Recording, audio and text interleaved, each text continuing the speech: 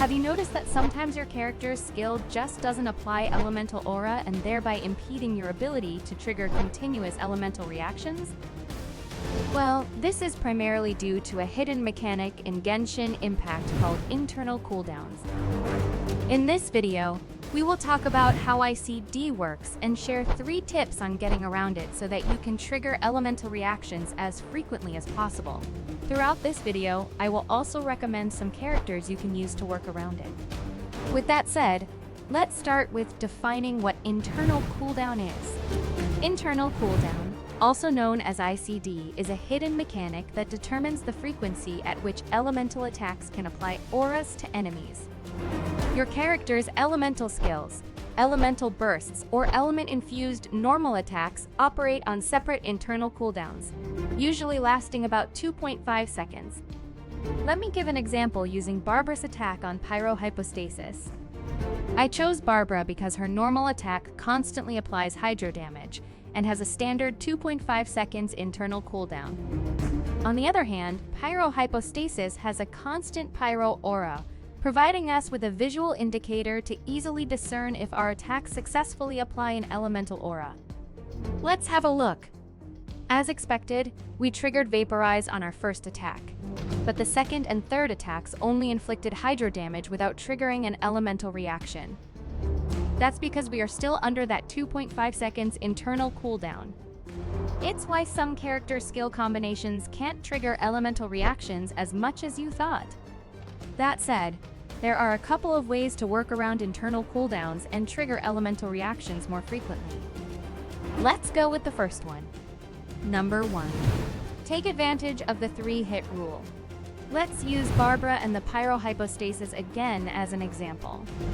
As the name suggests, the 3-hit rule allows us to apply elemental aura after every third attack, regardless of whether the 2.5 second internal cooldown has passed. What's great is that even though the 3-hit rule bypasses the ICD, it doesn't reset the original internal cooldown. Let me show it to you. In this example, Barbara triggered 2 Vaporize reactions before the 2.5 seconds ICD, but she immediately triggered another Vaporize reaction after 2.5 seconds, even though our hit counter was still at its second hit. Let's use another example using Ayato this time to demonstrate it more clearly. In this example, Ayato triggered 2 Vaporize reactions before we hit the 2.5 seconds ICD. And according to the 3-hit rule, our next attack should not trigger a reaction. At least, not until after 2 consecutive attacks.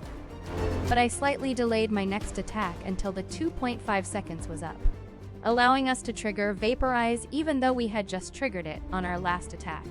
Think of the 3-hit rule as a soft reset, allowing us to trigger elemental reactions before the internal cooldown is up, but not interfering with the ICD itself. On the other hand, the actual internal cooldown is the hard reset.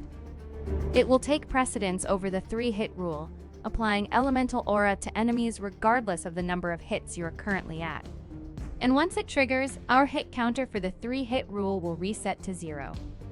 Characters like Ayato can take advantage of the 3-hit rule through the sheer speed at which he can attack consecutively.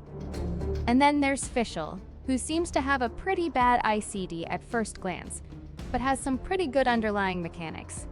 Invoking Oz through Fischl via her elemental skill has no ICD.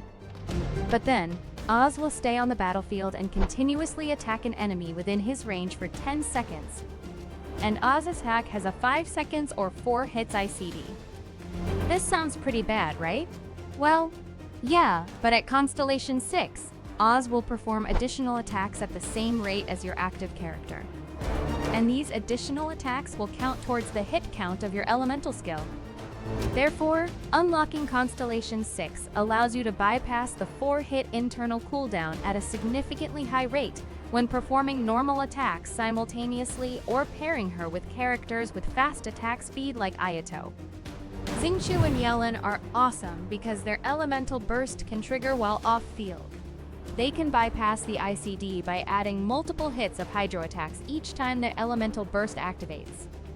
In fact, you can usually trigger a new elemental reaction whenever their elemental burst hits the enemy. Very few characters can rival these two in terms of consistently applying elemental auras. Quick interruption. If this video has been helpful so far, please consider leaving a like to support the channel. I appreciate it so much. Number 2. Refine your skill rotation. Elemental skills, elemental burst, and normal attacks each have their own internal cooldowns. This means we can continuously apply elemental auras, so long as we can cycle through skills effectively. Let's go with Klee for our demonstration for this one. In this example, we use Klee's normal attack to trigger the overloaded reaction on the first hit. We followed it up with her charged attack, then elemental skill, then another normal attack, and then another charged attack. Each type of attack triggered an overloaded reaction because we played the internal cooldowns just right. This shows that you can trigger elemental reactions more frequently by switching from using normal attacks consecutively to mixing them up with elemental bursts or skills. Keep in mind that many Claymore and Sword characters share an internal cooldown for their normal and charged attacks. Moreover, skills that infuse regular attacks with elements will adopt the default internal cooldown for their respective normal and charged attacks. Examples of characters with this kind of skill are Yoimiya, Xiao, Chongyun, and Raiden Shogun. But we were cheating a little here because we are doing it on a monster with a permanent elemental aura. In most cases, you will have to reapply elemental status for you to trigger elemental reactions continuously. This leads us to the next tip. Number 3. Take advantage of skills that have little to no internal cooldowns. So far, we've only seen characters with standard ICDs of 2.5 seconds. But there are also characters with very fast ICD or no internal cooldowns. An excellent example of this is Xiangling. Xiangling's elemental burst, the Pyronado, can apply a pyro aura whenever it hits an enemy. This is great because you can potentially trigger elemental reactions without the usual internal cooldown wait time or needing to be mindful of the 3-hit rule. Polearm characters only have 0.5 seconds ICD for their charged attacks. However, you will have to have a character that infuses elements to your attacks in order to execute elemental reactions. Characters like Chongyun or Bennett at C6 can help you with this. But there's no better character to exploit this mechanic than Hu Tao.